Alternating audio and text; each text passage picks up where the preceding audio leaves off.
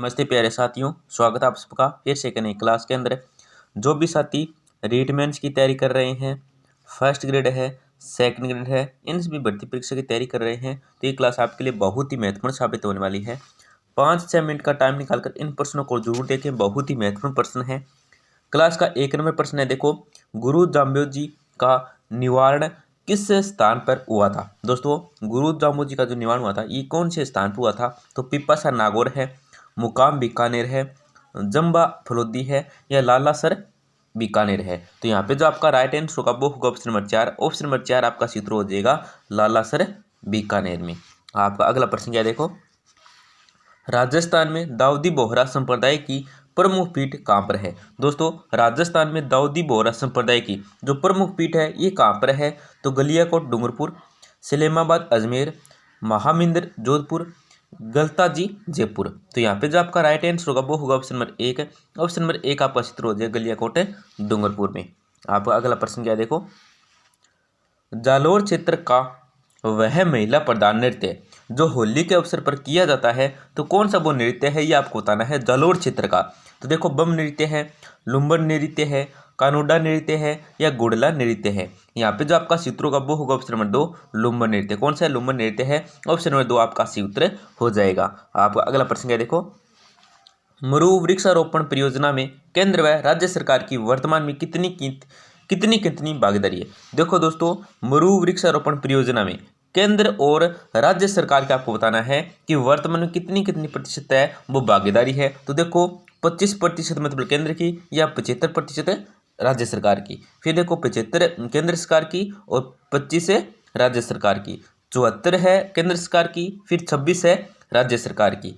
26 है केंद्र सरकार की और 74% है राज्य सरकार की। तो यहाँ पे इसमें से जो ऑप्शन सही है वो आपको बताना है। तो यहाँ पे जो आपका राइट आंसर होगा वो होगा ऑप्शन नंबर 2। कितनी 75% भागीदारी है वो तो है केंद्र सरकार की मरु वृक्षण परियोजना में, और जो 25% है ना ये किसकी है? ये है राज्य सरकार की। आपको याद रखना है, बहुत ही महत्वपूर्ण प्रश्न है। आपका अगला प्रश्न क्या, देखो, डीडवाना कोचाबन की मकराना श्रेणी किसके लिए जानी जाती है। दोस्तों, डीडवाना कोचाबन की मकराना श्रेणी है ये किसके लिए जानी जाती है? तो जिप्सम के लिए, संगमरमर के लिए, फ्लोराइड युक्त जल के लिए या ग्रेनाइट के लिए। तो यहाँ पे जो आपका राइट आंसर होगा वो होगा ऑप्शन नंबर 2। ऑप्शन नंबर 2 आपका सूत्र हो जाएगा संगमरमर के लिए। आपका अगला प्रश्न है, देखो, वह राज्य जो राजस्थान के धान के साथ सीमा नहीं बनाता है। देखो, राजस्थान, यहाँ पे ये गलत हुआ है। देखो, वह राज्य जो राजस्थान के साथ क्या है, राजस्थान के साथ है सीमा नहीं बनाता है, वह आपको बताना है कौन सा वो राज्य है। तो देखो, हिमाचल प्रदेश है, गुजरात है, मध्य प्रदेश है और उत्तर प्रदेश है। ये तीनों तो दोस्तों सीमा साझा करते हैं राजस्थान के साथ, परंतु हिमाचल प्रदेश ये सीमा साझा नहीं करता है। तो ऑप्शन नंबर 1 आपका सही उत्तर हो जाएगा। आपका अगला प्रश्न क्या, देखो, जलवायु की सामान्य विशेषताओं के आधार पर झालावाड़ जिला किस जलवायु प्रदेश का भाग है। दोस्तों, जलवायु की सामान्य विशेषताओं के आधार पर झालावाड़ जिला किस जलवायु प्रदेश का भाग है? तो शुष्क है, आर्द्र है, अति आर्द्र है, उपार्द्र है। यहाँ पे जो आपका राइट आंसर होगा वो होगा ऑप्शन नंबर 3। ऑप्शन नंबर 3 आपका सूत्र हो जाएगा अति आर्द्र। क्या दोस्तों, अति आर्द्र है। ऑप्शन नंबर 3 आपका राइट आंसर हो जाएगा। आपका अगला प्रश्न क्या, देखो, सूखे की स्थिति में अचानक वर्षा होना का कहलाता है। देखो दोस्तों, सूखे की स्थिति में अचानक वर्षा होना कहलाता क्या कहलाता है? खंडवृष्टि कहलाता है, अनावृष्टि कहलाता है, अतिवृष्टि कहलाता है, अल्पवृष्टि कहलाता है। यहाँ पे जो आपका राइट आंसर होगा वो होगा ऑप्शन नंबर 1 है। ऑप्शन नंबर 1 आपका सूत्र हो जाएगा खंडवृष्टि कहलाता है।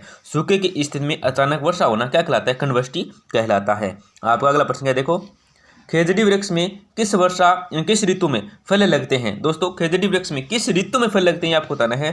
तो शरद ऋतु है, ग्रीष्म ऋतु है, वर्षा ऋतु है, शिशिर ऋतु है। तो यहाँ पे जो आपका सूत्र होगा ना दोस्तों, क्या हो जाएगा? ऑप्शन नंबर 2 हो जाएगा। ऑप्शन नंबर 2 आपका सूत्र हो जाएगा ग्रीष्म ऋतु है। आपका अगला प्रश्न है, देखो, एशिया में पंक्षियों की सबसे बड़ी प्रजनन स्थली है। दोस्तों, एशिया में पंक्षियों की जो सबसे बड़ी प्रजनन स्थली है ये कौन सी है? तो केवलादेव घना पक्षी अभयारण्य है, ताल छापर अभयारण्य है, जमुआ रामगढ़ अभयारण्य है, जयसमंद अभयारण्य है। तो यहाँ पे जो आपका राइट आंसर होगा वो होगा ऑप्शन नंबर 1 है। ऑप्शन नंबर 1 आपका सूत्र हो जाएगा केवलादेव घना पक्षी अभयारण्य है। ऑप्शन नंबर 1 आपका सही उत्तर हो जाएगा। आपका अगला प्रश्न क्या, देखो, केंद्रीय सूचक बागवानी संस्थान बीकानेर द्वारा विकसित गोमा ऐश्वर्य किस्म किसकी किस्म है? तो आंवला की है, जामुन की है, कासरी की है या अनार की है? तो यहाँ पे जो आपका राइट आंसर होगा दोस्तों वो क्या हो जाएगा? ऑप्शन नंबर 1 हो जाएगा। ऑप्शन नंबर 1 क्या आपका सी उत्तर हो जाएगा? आंवला। किसके दोस्तों? आंवला के। ऑप्शन नंबर 1 आपका सी उत्तर हो जाएगा।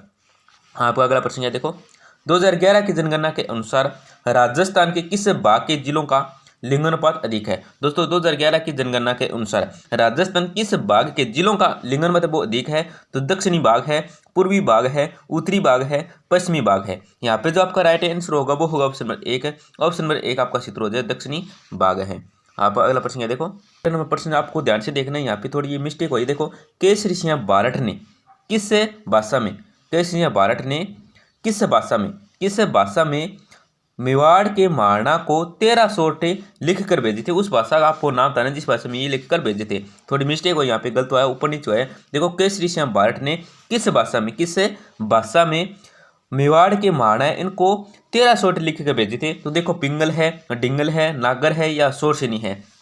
तो यहाँ पे जो आपका राइट आंसर होगा वो होगा ऑप्शन नंबर 2। ऑप्शन नंबर 2 आपका सूत्र हो जाएगा डिंगल है। आपका अगला प्रश्न है देखो, दिल्ली सल्तनत की शासक रजिया सुल्तान ने किस चौहान शासक पर आक्रमण किया था? देखो, बाघ भट्ट पर, वीर नारायण पर, गोविंद राज पर, जैन सिंह पर। तो यहाँ पे जो आपका राइट आंसर होगा वो होगा ऑप्शन नंबर 1 है। ऑप्शन नंबर 1 आपका सूत्र हो जाएगा बाघ भट्ट पर। ऑप्शन नंबर 1 आपका सूत्र हो जाएगा।